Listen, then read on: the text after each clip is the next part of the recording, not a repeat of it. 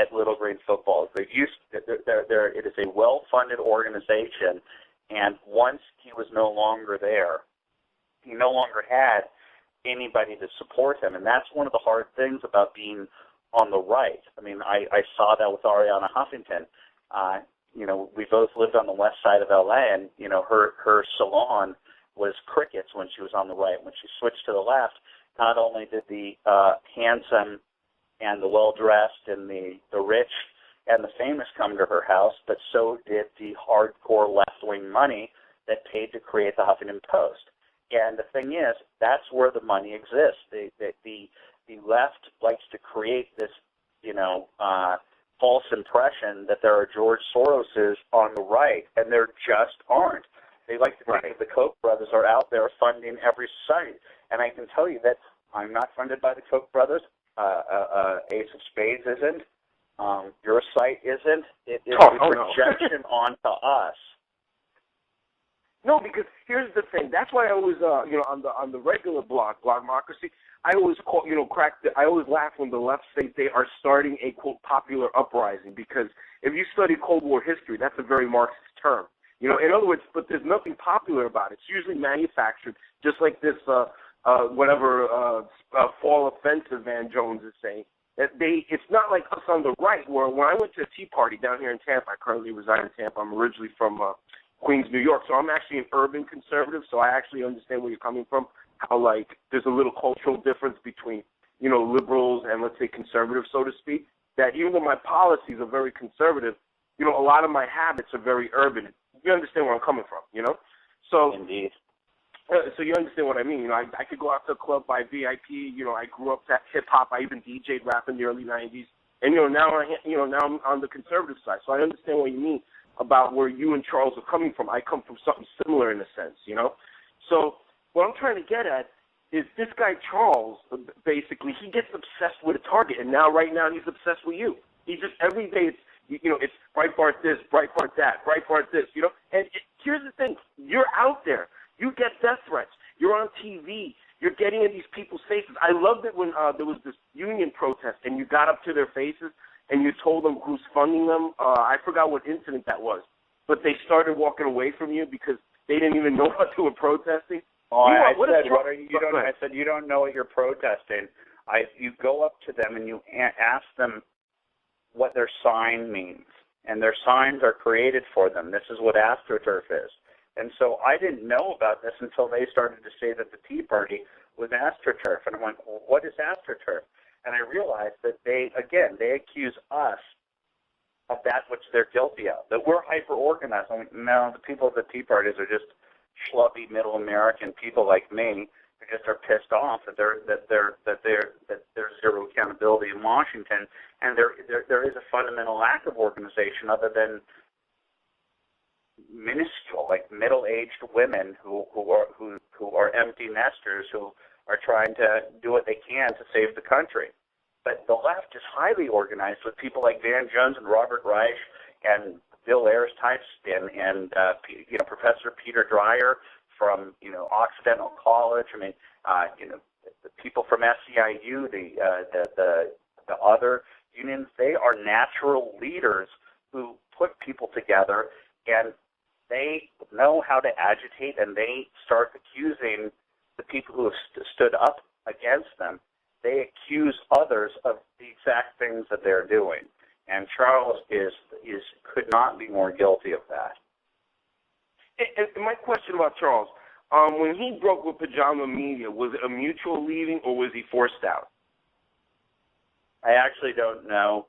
I don't recall that. I think I probably knew that at the time, but I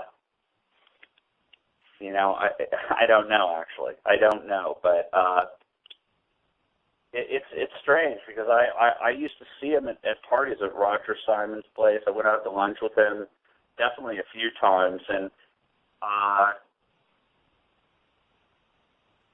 it's just strange. It's just strange because there's part of me that wonders, because he's such a shut-in, that somebody has a gun to his head or something, because it just seems like he's so crazy. It seems like the people that were harassing him and challenging him and threatening him, it's almost as if he doesn't have a problem with those people anymore, and he's now gone after the people the small group of people who were on his side, which are just a bunch of scrappy people who used to defend him because he used to go out there and stick his neck out so much. And so he now feels an obligation to send a message to those people that he used to be in a loose brotherhood with, that he needs to take them out. Before there was Andrew Breitbart as his obsession, there was, Michelle Malkin, Pam Geller he was obsessed with. All a pundit. Yeah, he goes after Pamela Geller for sure, and Ace of Spades. I mean, what do we all have in common other than that we were comrades in arms 3 years ago? So he's specifically going after people who used to defend him. It feels as if he's trying to get himself off of some type of a Sharia jihadist death list. I'm just saying he creates the appearance that he's trying to undo the damage that he did to those groups in the past by going after us. It just feels that way. I'll give you, for example, Andrew, on LGF, you cannot now say anything critical of Islam, but yet you could trash the Catholic Church all day and night on LGF, with the whole pedophilia scandal and things of that nature. But if you point out, this imam in Iran said that, you're racist, you're fear-mongering, blah, blah, blah, that's LGF to this day. And here's what's funny. Charles is accusing you, and listen to this irony. Charles is accusing you of trying to get information on someone who confronted you, okay? Here's something Charles did. That lovely lady, M, who you spoke with when you called in for the show, Charles Johnson, she donated money, okay, to his PayPal account. Charles Johnson outed her identity using the PayPal account. So who is he to criticize you? Why did he out her? Because we criticized him. He outed my identity. He outed my co-host King Minus's identity. He outed a lot of people's identity who trusted him. Yeah. He did. You know, it's funny. He sees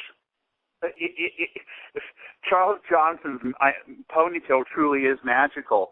When he saw the photo of Ann Coulter looking surprised at something while talking to another person who wasn't me, he derived that she had just seen the Anthony Weiner photo as shown by me when I'm not in that frame, though I was at that event.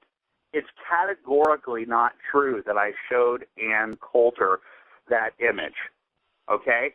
It is categorically untrue.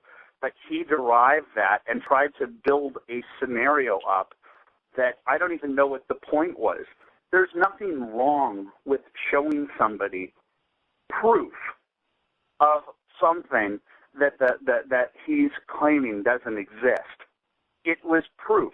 It was such proof that Gawker, when the photo was taken surreptitiously by Opie and Anthony, nobody got upset with Gawker for publishing the photo. I had just stated that I had no desire to put it on my site and to get the millions of page views off of it. But it is an inherently newsworthy photo that if my friends asked me to see it, I had no problem with showing it. But he tried to make it appear that I had done something nefarious. But he had no proof other than a photo where he derived something. And the same thing can be said of that photo of that guy sitting there who accosted me at the Brentwood Country Mart. His magical ponytail tried to see in that photo, saying, look at that guy, he's sitting there smiling, looking bemused. The reason why the guy's sitting there smiling is because I went back to my table after the confrontation, and I took a picture of him about 5 minutes later. So he was sitting down finishing up his lunch. The incident had happened about 30 feet away. But without calling me up, without doing any reporting, his magical ponytail was able to derive an entire post yet again in which he has a scenario, an elaborate scenario of what he thought happened which proves, Dan Rather style, that something didn't happen or something did happen. He's freaking insane. He's a smear merchant. He invents conspiracy theories. You know, he at one time thought Ron Paul was behind this massive right-wing plot. He always claimed neo-Nazis. He has an obsession with Nazis, by the way. He thinks like neo-Nazis are out to get him. Maybe he's played too many World War II video games, in my opinion. You know, but he invents these conspiracy theories. Sometimes I read what he writes, and it's like, does this guy really believe what he's writing? But you explaining him how he was always kind of like a little bit shady and a little like leery and not such no,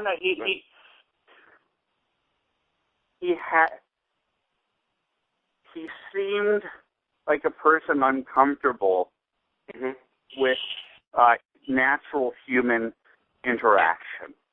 I would say it exceeded shyness. Was he borderline paranoid? Not when I knew him, no.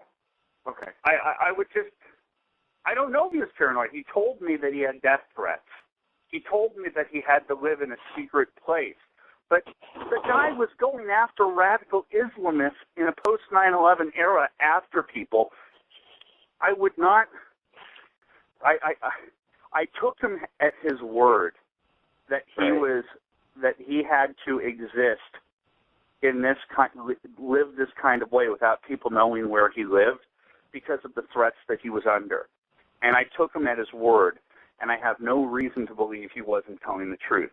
But I'm telling you, he did act strange. He did act like the person that, for being out of his home, was a, you know, like Bill Murray in what was the name of that movie about baby steps? What About Bob? Yeah, What About Bob? Okay. Yeah, he seemed like a shut-in, reclusive neurotic who was making strong attempts to connect with his new allies who wanted to have his back for the hard work that he did against radical Islam in the face of unspeakable pressure from the left and politically correct types like CARE. And so I wanted to give him as much aid and comfort as humanly possible. And I thought that I did that, and I thought I was rewarded with being asked to introduce him and Roger Simon when I had no financial interest in Pajamas Media. I was asked to